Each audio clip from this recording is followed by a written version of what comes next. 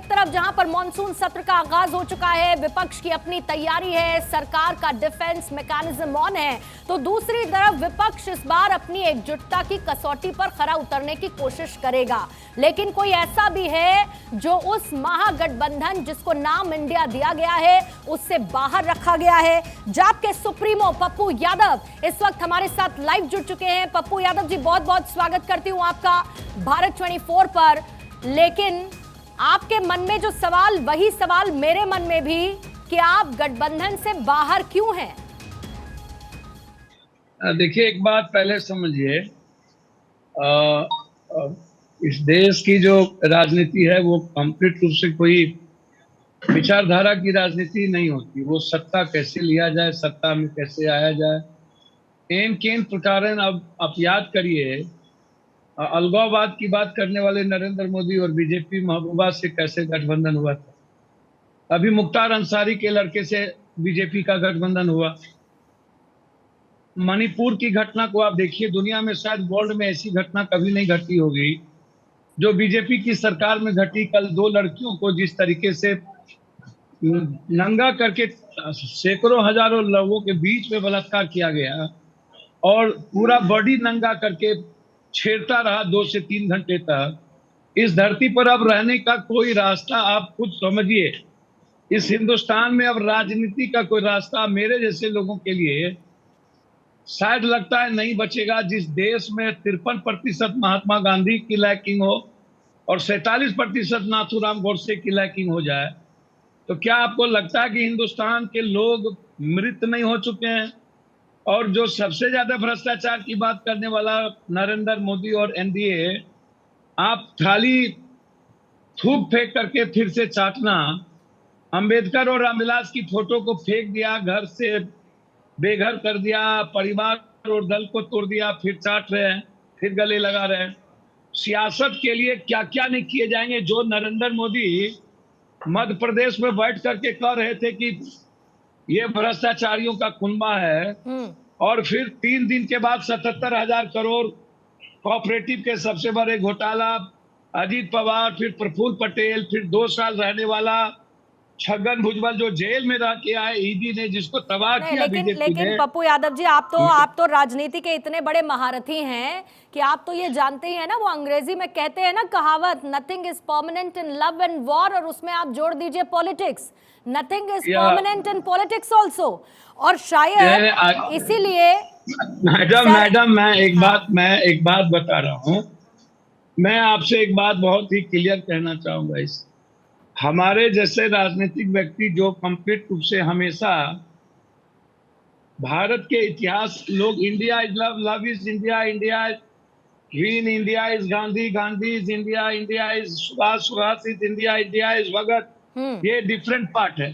लेकिन जो आदमी, जो व्यक्ति लगातार हिंदुस्तान में विचारों की स्वतंत्रता की, अब लोगों की फ्रीडम की लड़ाई लड़ता हो, जो इंडिया की हिस्ट्री को समाप्त करने की तैयारी कर रहा हो, उस इतिहास के लिए खड़े होने वाला और मरने वाला सबसे बड़ी आवाज पप्पू यादव, जो लगातार ट्वीट करता रहा हो, और जिस देश में हम कभी भी आम आदमी की बात करते ही नहीं है, हम राइट ऑफ वर्क की बात नहीं करते, राइट ऑफ एजुकेशन की बात नहीं करते, राइट ऑफ वेल्थ की बात नहीं करते, राइट ऑफ हेल्थ की बात नहीं करते, राइट ऑफ जस्टिस की बात नहीं करते हैं, हम रोजगार पर कोई चर्चा नहीं करते, महंगाई पे कोई चर्चा नहीं करते, फार्मर्स पर कोई चर्चा नहीं होती, महिलाओं की सुरक्षा पर कोई चर्चा नहीं होती, खिलाड़ियों पर कोई चर्चा नहीं होती। मतलब जब आप देखिएगा हिंदुस्तान में, तो मैंने जितना समझा इस हिंदुस्तान के बारे में, यह हिंदुस्तान अच्छे लोगों का सम्मान कभी नहीं करता, हर बुरे और ताकतवर लोगों की पहचान। तो पप्पू यादव जी, आपका सम्मान भी तो नहीं हुआ। अब आप ये मुझे बताइए कि आपकी ज्यादा नाराजगी किससे है? पहले तो मैं यही समझना चाहती हूँ। नहीं पप्पू यादव जी, मैं तो ये समझना चाहती हूँ कि आपकी ज्यादा नाराजगी किससे है? आपकी ज्यादा नाराजगी नरेंद्र मोदी से है और अभी की व्यवस्था से है, या आपकी इस वक्त नाराजगी कांग्रेस से है, नीतीश कुमार से है? कोई किसी से बात ही नहीं कर रहा, कोई ये कह ही नहीं रहा कि आपको महागठबंधन में शामिल कर लिया जाए। नौबत यहाँ तक आ गई कि आपको अल्टीमेटम देना पड़ रहा है। सर देखिए, मैं तो ना कोई अल्टीमेटम की बात है, ना कुछ लेना देना है। पहले आप समझिए, जनता, जैसी जनता वैसा ये नेता, उसी तरह की चीजें ये लोग। देखिए इस देश में महिलाएं जैसी सुरक्षा, महिलाओं जैसी सम्मान की बात जिस देश ना करे, और जो देश अपराधियों के खिलाफ नाथूराम गोडसे को सम्मान दे दे, आप इसको समझने का थोड़ा सा प्रयास कीजिए। और जिस कंट्री में भ्रष्टाचारी जैसा मुद्दा ना बचे, जिस कंट्री में बेटियां 3 महीना धरना देती रही कोई मुद्दा ना बने, किसान 9 महीना 11 महीना धरना दिया, हिंदी पट्टी को कोई दे पर मतलब मन में एक उतावलापन भी नहीं आई, लड़ने की जज्बा नहीं जगी। 900 किसान मर गए हिंदुस्तान में। आप उस जहर वाले समाज से आप कितना एक्सपेक्टेशंस करेंगे?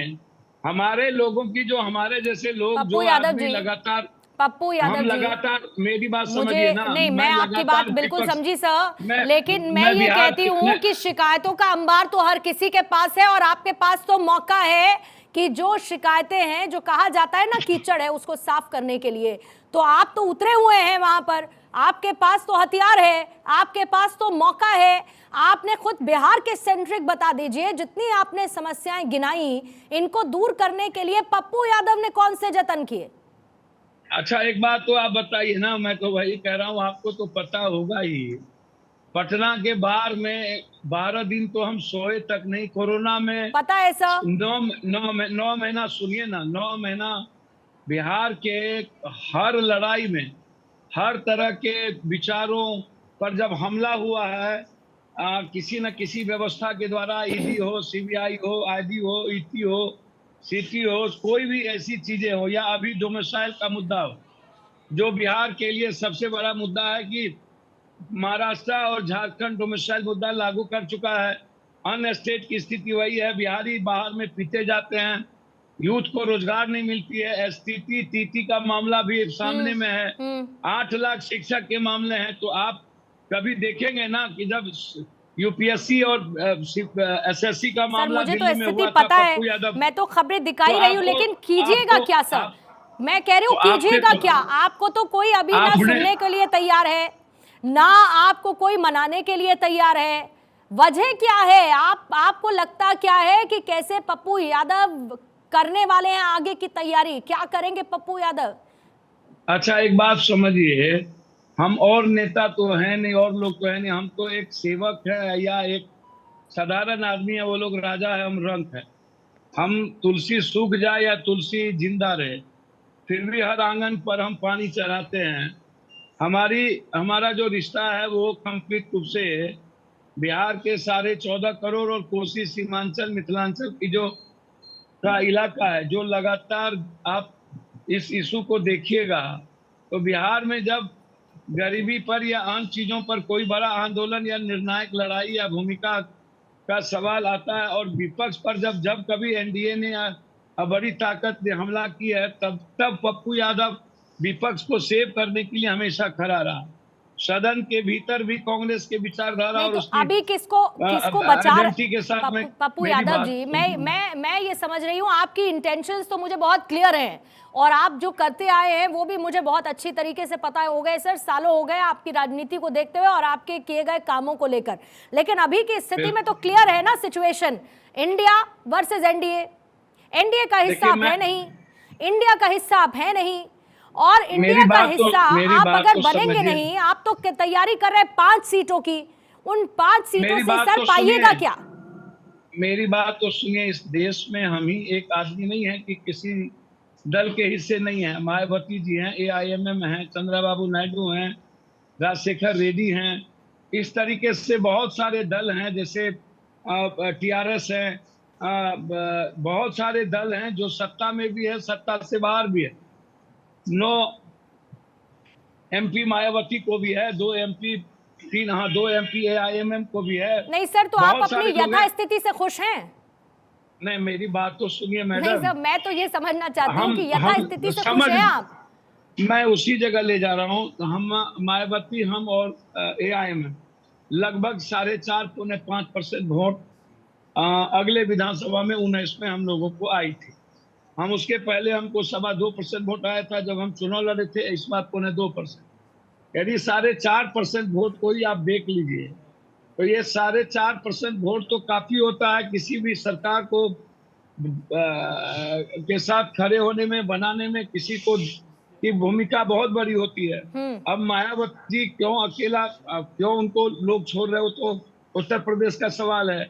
मैं मानता हूं कि बीजेपी नफरत की राजनीति करती है, तो उसी तरह एआईएमएम भी अपनी विचारों धारा पर अपना लाइन लेकर के चलती है।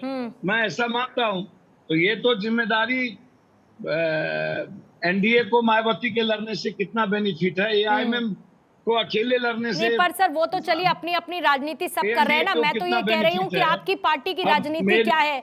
आपने कहा तेजस्वी यादव सर समय नहीं देते आपको, ऐसी समय नहीं दिया उन्होंने मिलने का आपको। मेरी बात तो सुनिए, मैंने ऐसी बातें नहीं कही सर। मैं भी बात करना चाहती थी तेजस्वी जी से। 25 तारीख तक बिजी है बताया गया। मैडम मेरी बात तो सुनिए, मैंने ऐसी बातें नहीं कही। मैंने कहा कि जनता की इच्छा है कि पप्पू यादव जी गठबंधन का हिस्सा हो। सवाल पप्पू यादव का नहीं है। यदि आप हमसे पूछिएगा तो हम तो 3-3, 4-4 बार इंडिपेंडेंट एमएलए एमपी पहले बन चुके हैं। और लगातार जो मैं काम दिल्ली छोड़ के, दुनियादारी को छोड़ के, हर घर तक, हर घटना तक, हर दिन 700-800 किलोमीटर चलने वाला, 9 महीना कोरोना में घर में गए, 5 महीना जेल की यात्रा भोगनी पड़ी, हर लोगों को बचाने का प्रयास रहा, 11 दिन पटना हो के बाड़ों में अपनी जिंदगी देने का देकर के बच्चों को बचाने का प्रयास किए। और तब से लेकर बिना एमएलए एमपी के लगातार एक सशक्त विपक्ष की आवाज पूरे बिहार की जनता और पूरे विचार और इशू को लेकर के हम साथ में खड़े रहे। तो आप इसको समझिए कि मेरी स्थिति क्या है। मैं लगातार महागठबंधन के वर्किंग और जो डेमोक्रेसी सेव की बात आती है और हिस्ट्री सेव की बात आती है। एक अंतिम सवाल पप्पू यादव जी, एक अंतिम सवाल, और ज्यादा समय आपका मैं लूंगी नहीं। नीतीश कुमार बताया जा रहा है नाराज हैं, आप भी नाराज हैं। नाराजगी कैसे दूर होगी और किसकी पहले दूर होगी? नहीं, मेरी नाराजगी और तो खैर छोड़ दीजिए। अकेला लीके लीक सब चले, बेलीक चले सपूत। हम हमेशा मरने, जीने और चलने के लिए अकेला राह तैयार कर लेते हैं। लेकिन मेरी मजबूरी होती है, जिसके साथ मेरा बिल्कुल एक कलेक्टिव रिश्ता है, माँ बाप का रिश्ता है, जिसके कारण मैं दुनिया में लड़ने की जज्बात जगी है, जिस कोशिश सीमांचल के ईश्वर के चलते, वहां मुझे मजबूरी होती है कि मैं कुछ पल निश्चित रूप से शांत रह के, बिना प्रतिक्रिया दे करके मैं महागठबंधन का हिस्सा बनने का प्रयास करता रहूंगा। ठीक है, we wish you all the best sir. We wish you all the best. Mahagathbandhan का आप हिस्सा बने, आप जैसी उम्मीद करते हैं। बहुत बहुत शुक्रिया आपका। पप्पू यादव जी को इस वक्त आप सुन रहे थे।